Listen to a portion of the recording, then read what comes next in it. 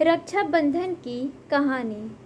एक बार युधिष्ठिर ने भगवान श्री कृष्ण से पूछा, हे अच्युत, मुझे रक्षाबंधन की वह कथा सुनाइए जिससे मनुष्यों की प्रेत बाधा तथा दुख दूर होते हैं।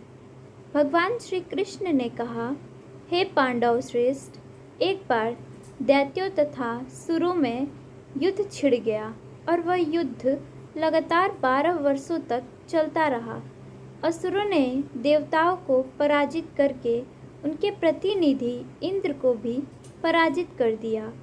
ऐसी दशा में देवताओं सहित इंद्र अमरावती चले गए। उधर विजेता दैत्यराज ने तीनों लोगों को अपने वश में कर लिया। उसने राजपद से घोषित कर दिया कि इंद्रदेव सभा में ना आए तथा देवता व मनुष्य यज्ञ कर्म ना करें। सभी लोग मेरी पूजा करें। दैत्यराज की इस आज्ञा से यज्ञ, वेद, पाठ पाठन तथा उत्सव आदि समाप्त हो गए। धर्म के नाश से देवताओं का बल घटने लगा।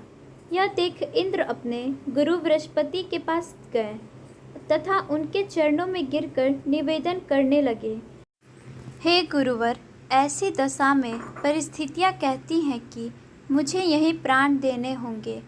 ना तो मैं भाग ही सकता हूँ और ना ही युद्ध भूमि में टिक सकता हूँ। कोई उपाय बताइए।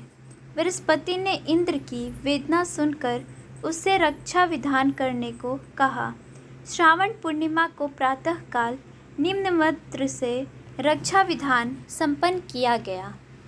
येन बद्धो बलिराजा दानवेद्रो महाबलः तेन तवामि भः धनामि रक्षे मा चलः। इंद्राणी ने श्रावणी पूर्णिमा के पावन अवसर पर द्विजों से स्वास्ति वचन करवाकर रक्षा का तंतु लिया और इंद्र की दाहिनी कलाई में बांधकर युद्ध भूमि में लड़ने के लिए भेज दिया। रक्षाबंधन के प्रभाव से दैत्य भाग खड़े हुए और इंद्र की विजय हुई। राखी बांधने की प्रथा का सूत्रपात यहीं से होता है। रक्षाबंधन कथा 2। भारतीय इतिहास के अनुसार मुसलमान शासक भी रक्षाबंधन की धर्म भावना पर न्यौछावर थे। जहांगीर ने एक राजपूत स्त्री का रक्षा सूत्र पाकर समाज की विशिष्ट आदर्शन प्रदान किया। इस संदर्भ में पन्ना की राखी विशेष उल्लेखनीय है।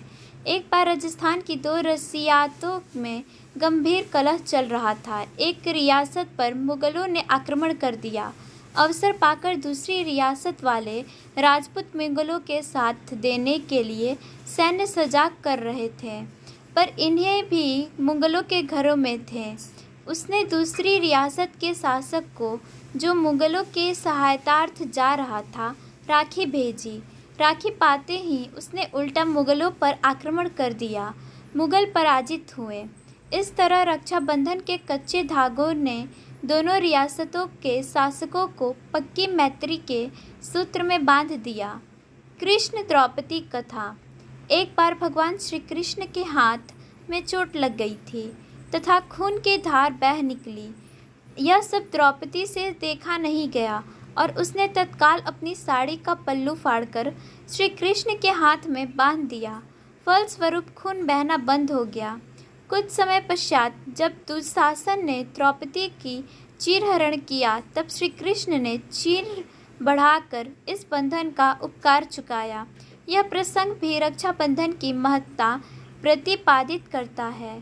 हुमायूं कर्णावती कथा मध्यकालीन इतिहास की घटना है।